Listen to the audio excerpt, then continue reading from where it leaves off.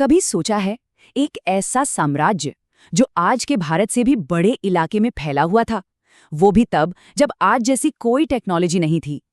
ये था गुप्त साम्राज्य, जिसे हम प्राचीन भारत का स्वर्ण युग भी कहते हैं। पर इसकी चमक दमक के पीछे जो असली जादू था, वो था उनका एडमिनिस्ट्रेटिव सिस्टम, एक ऐसा ब्लूप्रिंट जिसने सदियों तक इस विशाल साम्राज्य को बहुत ही कुशलता से चलाया। तो सवाल यही उठता है कि आखिर ये सब हुआ कैसे?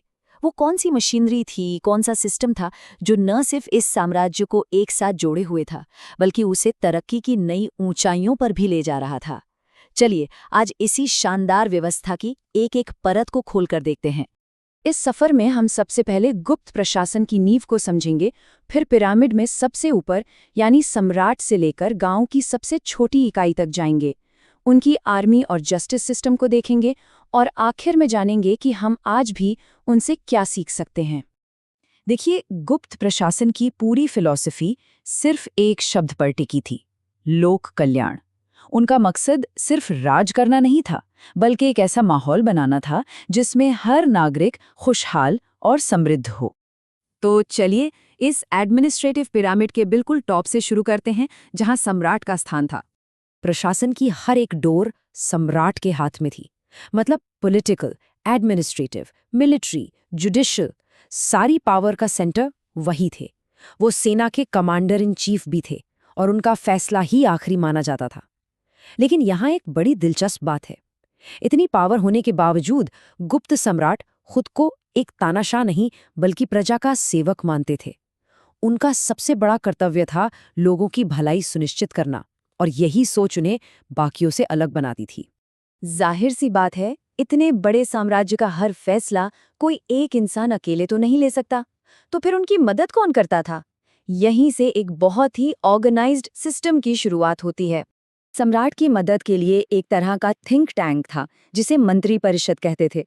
इसमें युद्ध और शांति जैसे बड़े बड़े मामलों पर सलाह देने के लिए बहुत ही अनुभवी मंत्री होते थे।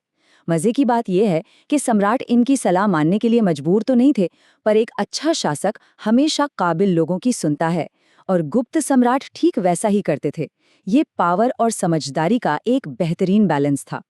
यहाँ देखिए, काम का बंटवारा कितना क्लियर और मॉडर्न था।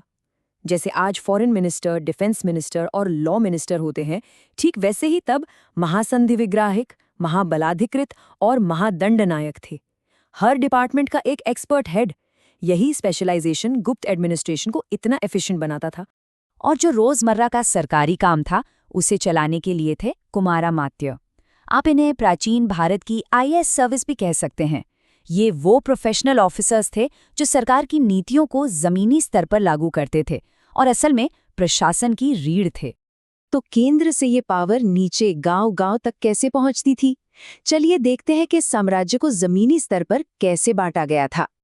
अब जरा इस एडमिनिस्ट्रेटिव पिरामिड को देखिए, कितना क्लियर कट है। पूरा साम्राज्य प्रांतों में बटा था, जिन्हें भुक्ति कहते थे। हर प्रांत जिलों में बटा था, जिन्हें विषय कहते थे, और हर जिला कई गांवों में। हर लेवल पर एक जिम्मेदार अधिकारी था। भुक्ति में उपरिक, विषय में विषयपति और गांव में ग्रामिक। ये एक ऐसा डिसेंट्रलाइज सिस्टम था जिससे सम्राट का आदेश आसानी से देश के कोने कोने तक पहुंच जाता था। और सबसे कमाल की बात जानते हैं क्या है? ये सिर्फ एक टॉप डाउन सिस्टम नहीं था। जिला और गांव के लेवल पर वहां के लोकल लोगों की कमेटियां प्रशासन में मदद करती थीं। सोचिए, उस दौर में व्यापारी, कारीगर और दूसरे सम्मानित नागरिक सरकारी अधिकारियों को सलाह दे रहे थे। ये शासन में पब्लिक पार्टिसिपेशन का एक शानदार उदाहरण है, जो दिखाता है कि गुप्त प्रशासन लोगों से कितना जुड़ा हुआ था। अब बात करते हैं उन दो पिलर्स की, जिन्होंने इस विशाल साम्राज्य की सीमाओं को भी सुरक्षित रखा और अंदर शांति भी बनाए रखी। किसी भी महान साम्राज्य की नींव उसकी सेना होती है, और गुप्तों की सेना वाकई बहुत ताकतवर थी। जैसा कि हम देख सकते हैं, इसमें पैदल सैनिक, फुर्तीले घुड़सवार, उस जमाने के टैंक यानी रथ और विशाल हाथियों की टुकड़ियां शामिल थीं। ये एक बहुत ही बैलेंस्ड और ऑर्गेनाइज्ड फोर्स थी, जिसे महासेनापति जैसे काबिल अफसर लीड करते थे। तो सीमाओं की सुरक्षा के लिए सेना थी, और साम्राज्य के अंदर लॉ एंड ऑर्डर के लिए एक डेडिकेटेड पुलिस डिपार्टमेंट भी था। इसके हेड को दंडपाशिक कहते थे। सिर्फ इतना ही नहीं, क्राइम को होने से पहले रोकने और क्रिमिनल्स का पता लगाने के लिए एक बहुत ही एफिशिएंट जासूसी नेटवर्क भी काम करता था। मतलब ये एक मल्टी लेयर्ड सिक्योरिटी सिस्टम था। कोई भी राज्य बिना फेयर जस्टिस और एक स्टेबल इनकम सोर्स के नहीं चल सकता। तो देखते हैं कि गुप्त काल में ये दोनों चीजें कैसे काम करती थी। अब जरा न्याय व्यवस्था की बात करते हैं, और यहाँ हमें एक बाहरी गवाह मिलता है, चीनी यात्री फाहियान। उन्होंने जो लिखा वो हैरान करने वाला है। उनके मुताबिक गुप्त साम्राज्य में क्राइम बहुत कम थे और सजाएं भी बहुत नरम थीं। सोचिए, उस दौर में जब दुनिया भर में क्रूर सजाएं आम थीं, यहाँ डेथ पेनल्टी यानी मृत्युदंड था ही नहीं।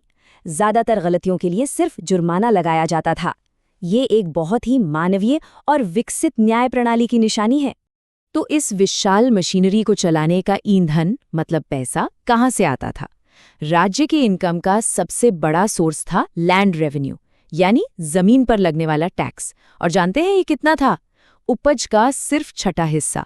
इसे बहुत ही फेयर माना जाता था, क्योंकि इससे किसान पर ज्यादा बोझ भी नहीं पड़ता था और राज्य को चलाने के लिए पर्याप्त आय भी मिल जाती थी। लेकिन राज्य सिर्फ खेती के टैक्स पर निर्भर नहीं था। जैसा कि हम देख सकते हैं, उनकी इनकम के सोर्स बहुत डाइवर्सिफाइड थे।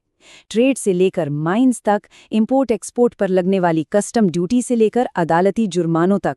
ये एक मजबूत इकोनॉमी का साफ संकेत है। और ये सारा पैसा वापस कहाँ जाता था? सेना और अधिकारियों की सैलरी के बाद इसका एक बड़ा हिस्सा सीधे जनता के भलाई के कामों में लगाया जाता था। तो आखिर में सवाल ये है कि इस पूरी व्यवस्था का नतीजा क्या निकला और ये हमारे लिए क्या विरासत छोड़कर गई? यही है उस गुड गवर्नेंस का असली रिजल्ट। वो जो टैक्स लोगों से लेते थे, उसे वापस उन्हीं पर खर्च करते थे। बेहतर सफ़र के लिए सड़कें, किसानों के लिए सिंचाई के बांध और नहरें, और यहाँ तक कि बीमारों की देखभाल के लिए अस्पताल भी बनवाए गए। ये सिर्फ शासन नहीं था, ये सच में लोक कल्याण था, जो उनकी सोच के बिल्कुल सेंटर में था। इस पूरी कहानी का निचोड़ हमें इतिहासकार डॉक्टर राजबली पांडे के इस एक वाक्य में मिलता है। गुप्तों ने एक ऐसी आदर्श शासन व्यवस्था बनाई जिसमें प्रजा सुखी और समृद्ध थी। इससे बड़ा सर्टिफिकेट और क्या हो सकता है? तो अंत में एक विचार, लोक कल्याण पर जोर, एक ऑर्गेनाइज्ड ब्यूरोक्रेसी, डिसेंट्रलाइज्ड गवर्नेंस और एक मानवीय न्याय प्रणाली। क्या इस प्राचीन ब्लूप्रिंट के ये हिस्से आज के हमारे मॉडर्न एडमिनिस्ट्रेशन को भी कोई रास्ता दिखा सकते हैं? इस पर सोचना वाकई दिलचस्प होगा।